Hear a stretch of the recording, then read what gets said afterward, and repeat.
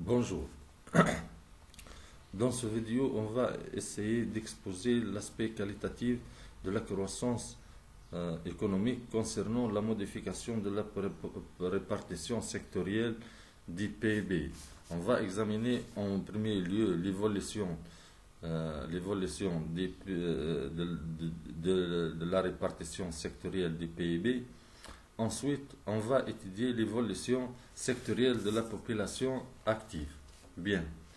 Maintenant, l'imitation sectorielle, c'est-à-dire l'évolution de la répartition sectorielle du PIB. Bien.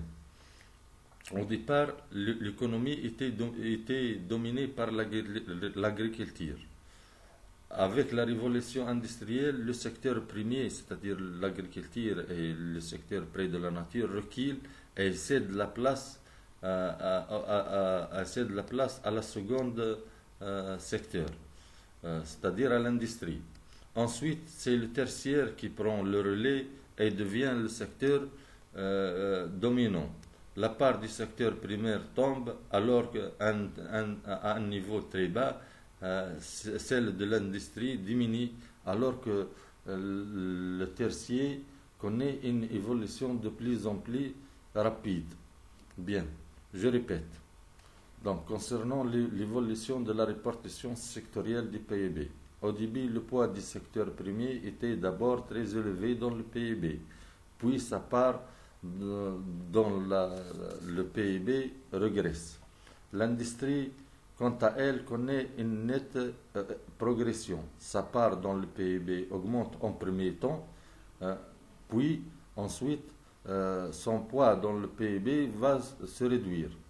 Enfin, c'est le secteur tertiaire qui connaît une évolution de plus en plus rapide. En effet, sa part dans le PIB augmente sans cesse. On parle d'ailleurs de la tertiarisation de la production. Bien. Maintenant, on va voir l'évolution sectorielle de la population active.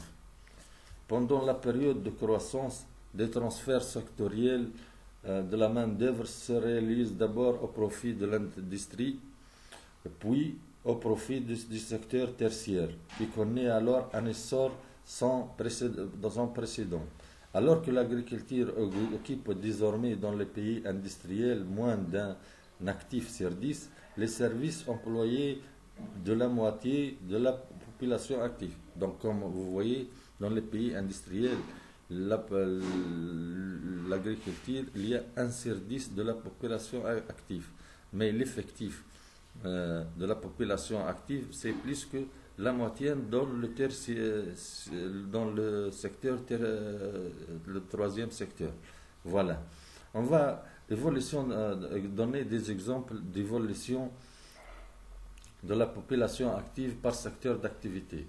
Par exemple, en 1870, le pourcentage de la population active en industrie, c'était 49%, l'industrie 27% et dans le service 24%.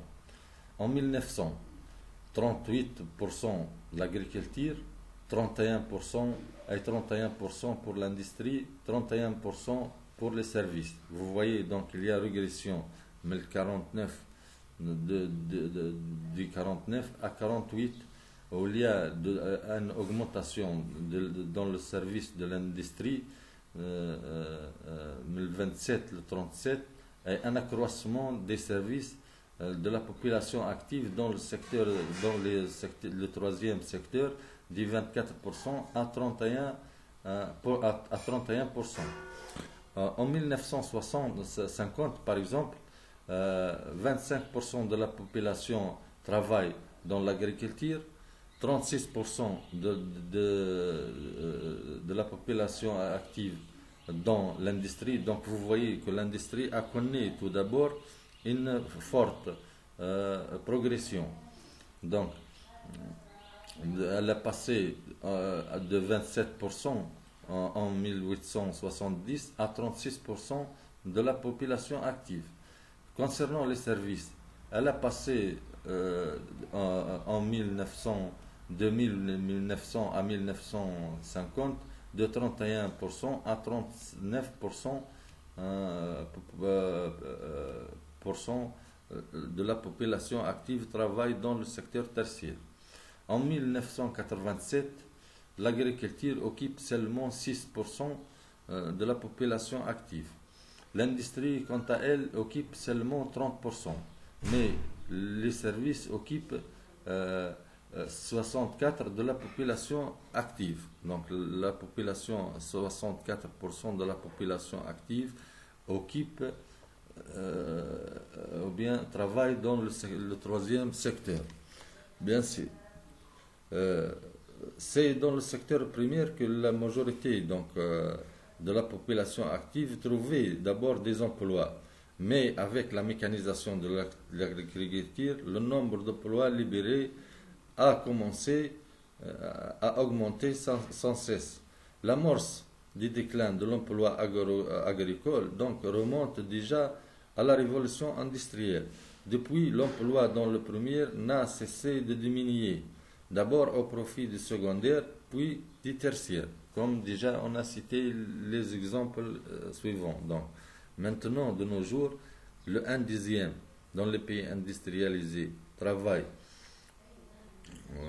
le 1/10 de la population active travaille dans l'agriculture, mais plus que 64% travaillent dans le troisième secteur. Bien. Si on va faire une synthèse, donc la modification de la répartition sectorielle, donc A, l'évolution de la répartition sectorielle du PIB, donc le poids du secteur primaire était d'abord très élevé, puis il a commencé à diminuer. Celui du secteur secondaire a augmenté au début, puis il a diminué. Bien grâce à la mécanisation et la productivité et le savoir-faire dans les